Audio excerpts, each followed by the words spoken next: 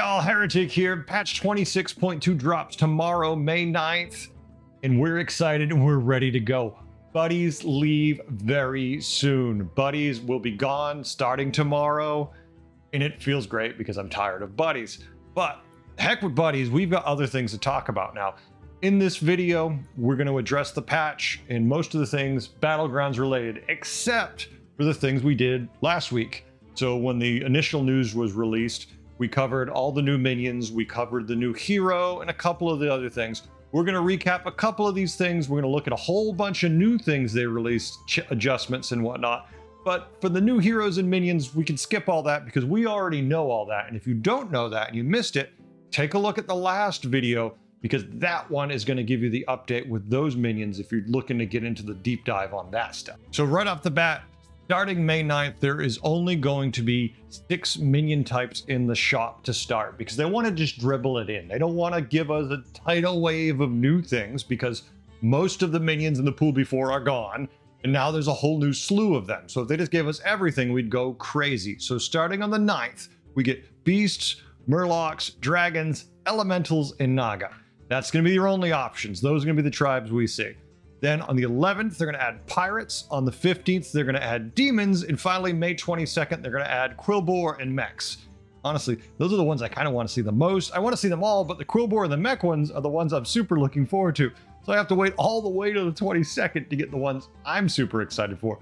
But still, phenomenal changes, whole bunch of new minions, a whole new meta. And because they're delaying the release of other tribes, the meta is going to be shifting a little every week as these new minions enter the pool and change things fairly dramatically in some cases. Right off the bat, let's start with the first hero that is being updated, Lady Vashj. Relics of the Deep is staying the same cost-wise, but the effect is a little different. It's discover a spellcraft spell of your tavern tier or lower. Its effect is permanent. Now, previously, the way it would work is the first spellcraft you used every turn was permanent. Regardless, now it's only going to be the discover one. So a little less value there. It's going to be based on what you manage to find. It's not going to be your handful of spells you're already getting from the Naga you have on the board. You're going to have to work with the ones that you get from your hero power specifically to be permanent. Next, we have Lich Bazile's Graveyard Shift. Pretty different change here. For 1 gold, Graveyard Shift, steal a minion in Bob's Tavern, take damage equal to its tavern tier. I kind of like that. No longer will we have the thing where you are doing damage to yourself to get yourself extra gold as in the previous iteration.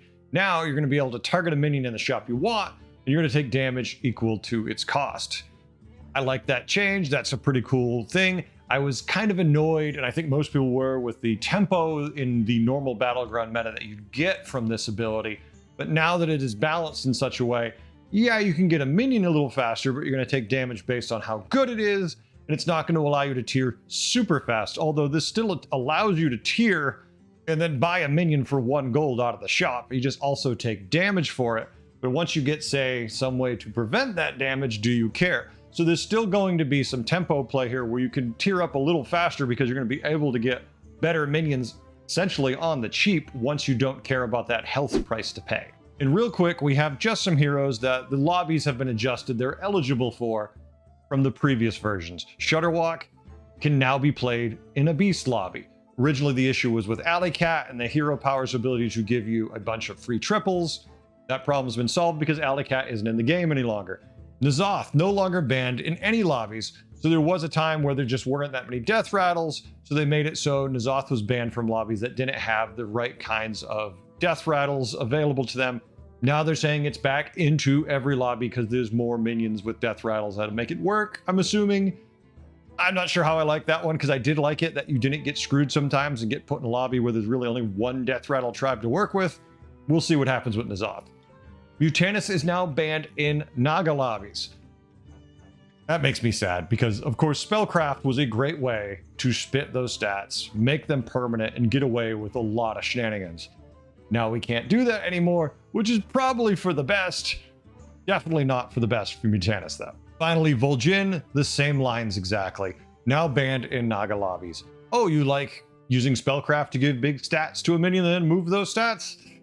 Not anymore. I think this definitely nerfs both Mutanus and Vol'jin dramatically from where they once stood in the upper echelons, when you could get those Naga boards going. Not even Naga boards, just a couple Nagas to make those stats they were giving permanent. That was massive. We're not going to see that anymore. We'll see how it affects the lobbies, but I got a good idea. We won't be seeing as much Vol'jin or Mutanus. And next, as always, there's a lot of armor tier changes. I suggest you come take a look at the patch notes to see if these are things that are going to affect your games, but there's a lot of them being adjusted all the time. To go over all of these would be a waste of all of our time, so if you're interested, definitely go take a look.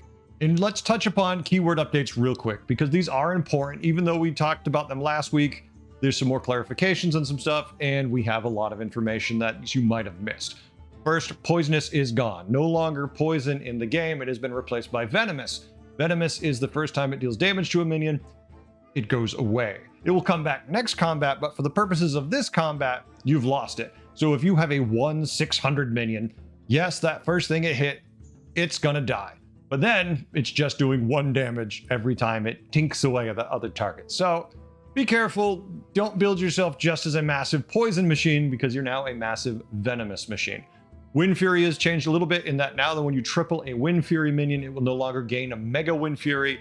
It simply stays as Wind Fury, which is fine. Mega Wind Fury was a little too good. Yes, it was fun to get in the back lines and blow through those beast boards, but still a little too powerful on certain minion comps, so I'm pretty happy with this change. And finally, Magnetic. Magnetic, this is a big change for you mech players. This is one reason why I'm super excited for mechs in the new lobbies. You can now magnetize to your mechs even if you have a full board. So you could sneak them in as, you know, just like you had a free spot to magnetize them, you can now attach that. That means you don't have to sell one of the minions you want to keep to attach magnetize to the minions you already have on the board. That is a massive change. It makes mechs much more viable. It never was a huge deal because you usually had a slot, but now you don't have to worry about it. Now there isn't going to be that awkward, all right, I guess I give up on this triple because I want to put a magnetize here, so I guess I'll sell that. And then, of course, next time you roll, there's that triple in the shop. Oh, we've all been there. We know how it is. This is a good change. The only other thing I want to know, guys, is when are we going to get the ability to sell from hand? You mentioned that literally years ago, and I would love to be able to sell directly from my hand. Now, the new minions, we touched upon that last week in the previous video. These are all the same minions. So if you're interested and you want to know all about these ridiculous, crazy number of minions that have been added to the game, go take a look at last week's video because we go over all of them. Now we're going to go into some minions updates. Even if some of these minions we've already addressed in the previous week, I feel like since these are minions we're used to seeing, that we know they're not different, we're not going to notice those changes. So we're going to recover some of these and some new ones they announced for changes because I want to make sure that they sink in for everybody so we get the full value out of them. The Wrathweaver has changed a little bit. Wrathweaver is now a 1/4 instead of a 1/3, still tier 1. Every time you play a demon, it does 1 damage to you. It gets +2/+1. Not a huge change, not super concerned about this card. It, in recent times, hasn't seen much play, but maybe we'll see a revitalization of it with some of the new minions that have been added that, negate that health loss when you're playing, things for demons.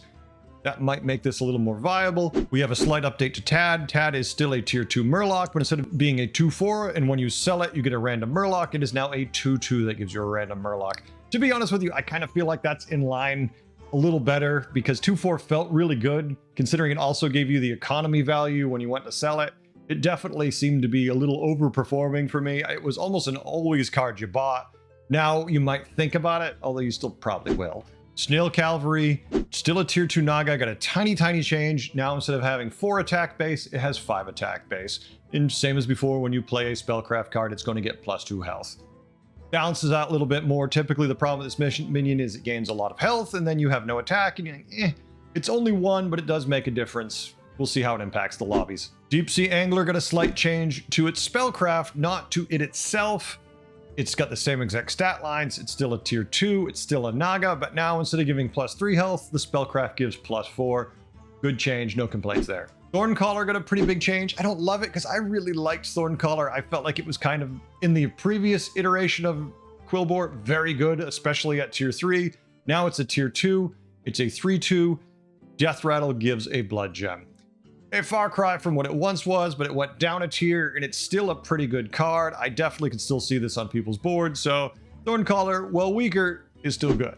Rip Snarl Captain, some changes to it. Now, all the way from tier 4 to tier 2, it is now a 2/4 stat line pirate, and it gives your pirates +3 attack when they attack. Previously, it would buff health and attack, so this is a big change. Realistically, this is a change for the better. I'm pretty happy with this change. I can't wait to see how the new pirates operate. And Terragosa has been changed just a little bit, but it's an important distinction. Terragosa is exactly the same stats, still a dragon, but is now a tier 3 minion. So you're going to be seeing this a little earlier. Who knows, maybe you could triple these into a prize promo Drake. You don't really see Terragosas and prize promo Drakes in the entirety of the buddy meta, so I'm kind of excited to see this back again, and we can have some fun with Terragosa again. Eventide Brute, pretty good change here. Went from Tavern Tier 4 to Tavern Tier 3, slight stat reduction, so now it is a Tier 3 3/2. After you cast a spell, give it +1/+1. If you haven't seen this too often, if you've never played it because you didn't really use them too much before, every time you play a spell, be it a coin, a blood gem, spellcraft, this is going to get +1/+1 permanently. I think this is going to do a little better. You might actually not want to sell it as quick. Before, you'd get it at Tier 4. If you had to, you'd keep it around for a little while, then ultimately you'd get some better Nagas that make spellcraft and you get rid of it. Maybe Tier 3 hit a sweet spot and we're going to keep it on the board the whole game. Puffer Quill is exactly the same. The only difference being is that Poisonous has been removed from the card and Venomous has taken its place. Otherwise, the stat line, the ways it works with spellcraft, all that is exactly the same. Battlemaster got a change down to Tier 4, 3/1, same effect. Gain +2 health for each health your hero is missing. Just the fact that they come a little sooner, whether or not you've taken any damage, might make these less valuable, but if you've taken a lot of damage, these might be great in the early game. But then again, if you just got to Tier 4, you just see this and you're already down 15 health, you need a lot more than this to save you. If you're a fan of Young Murkeye, he's changed, and it's definitely for the better. Still a Tier 6, 7/4 stat line Murloc. At the end of your turn, the minion to the left of this triggers its battle cry. It no longer says the Murloc to the left. It is now the minion. So whatever kind of tribe it is, whatever effect it gives as a battle cry, you're now going to get an extra trigger of this. And of course, if you triple it, it'll do the right side too. Big change. Slight change to Vanessa Van Cleef.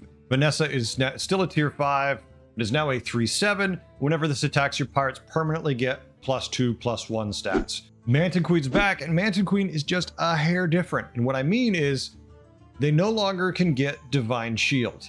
Now they can get Reborn as one of their adaptations, which is pretty awesome. I like that a whole lot. It also lost Poisonous because everything did, so now it has Venomous. But hey, if your Manton Queen goes, hits something, kills that something, then it dies. Well, guess what? When it comes back with Reborn, if it had Reborn, it's got Venomous again, because this is a new version of that Manton Queen. So Manton Queen is definitely going to continue to be on a lot of boards, doing a lot of nasty, painful things to us. Felbat got a change, and I'm a little perturbed by this. I never really felt like Felbat boards were a problem, but apparently the numbers must show something else. Felbat, same stats, still a demon, still Tier 6, but now, at the end of your turn, your other demons consume a minion in Bob's Tavern to gain its stats. That's a big difference, because it doesn't say your demons, it's your other ones. That means this Felbat is not going to be feeding itself. So, I guess if you're going to have Felbat, at least there's a reason to have 2 Felbats on the board. Once you triple it, your demons will eat 2 minions in the shop, but your Felbat still won't be growing at all. I don't know how I feel about this. I mean, if anything, this Felbat just became the bumper minion. You're going to stick it all the way on the left to knock off shields. This is going to be your smallest minion, and you let your big demons do the hard work on the rest of the board. Kalecgos got changed a little bit. I feel like this is definitely for the better. Kalecgos now, still Tier 6, still a 4/12 dragon. After you trigger a battle cry, give your dragons +1/+1. So according to the wording from the devs, that means it doesn't matter if there's no target for this battle cry, and especially if you have a brand, extra triggers of any battle cry will cause you to buff all your dragons +1/+1 for each. So triple brand in a dragon lobby? Anybody happy? I mean, I was happy before having a triple brand if I'm already running Kalecgoses and doing that well. But now even more viable has, oh my, you're going to be getting a lot of buffs to your dragons with this. Will it be good enough? We'll wait and see. I felt Caligos was too slow before. I don't know if making you have to add a brand to this board is going to help, but let's give it a shot. Let's try it out. Once again, there has been a complete minion pool update. Make sure if you didn't see this last week, to go take a look at that video. I'm going to put this at the end of this video, so you just click right on the link. We're going to have all of them there because there was a lot of changes, and if you missed it, you're going to be surprised by some of the minions coming and going. And remember, the new Battlegrounds track goes live tomorrow also. We're going to have a whole bunch of new skins, new bartenders, rare emotes, all that good stuff. And if you want to get the 2 extra heroes to pick from every games, you got to pony up for this, folks. It is worth it if you play a lot of Battlegrounds. It doesn't really help you at all to stuck with 2 heroes when you could be playing 2 other heroes who might be ones you actually want. Remember, they just keep growing the number of heroes in this pool. And if you want to play the heroes you actually enjoy, you gotta pony up a little bit or get ready to concede a lot of games or play minions you just don't want to play. Also, we've got a new in-game event, the Myrtle Groove Dance Party. It's a free thing. All you do is play some games. They're all Battleground stuff. You complete those things, you get experience, you unlock skins. Not a bad thing, a free thing, folks. If you like Murloc things, even better for you. And finally, when we look in this, there is one other change, and this is a fix. Finally, after ages, it's been fixed. If you haven't had this bug happen to you, you're lucky, but fixed a bug where Golden Free-Dealing Gambler would sometimes only sell for 3 gold. It's supposed to sell for 6. This is a great change. I'm happy it fixed. Finally, even if it took forever and a day. But that's it, folks. What do you think? Are you excited about tomorrow's patch? Are you ready to get in there? Do these new minion changes excite you? I know we kind of went over this last week, but these are some new updates. There's some new fun information in here. I'm pretty stoked. I've been dying for this new stuff. So I am definitely ready to get in there, play some games without buddies, and just have a good time trying the new tribes. Obviously, balance is going to be very shaky for the first month, especially where they're dripping and drabbing the tribes out. They're not going to be there all at once. So we're not even going to know some things are broken until we get them in a game ages from now and go, oh shit, this interaction is not kosher. We need to fix this. So I'm excited. I want to get in there. I want to pull these apart and see what we can do. Tell me what you think. Thanks for listening all. I really do appreciate it. And I'll catch you next time. Later.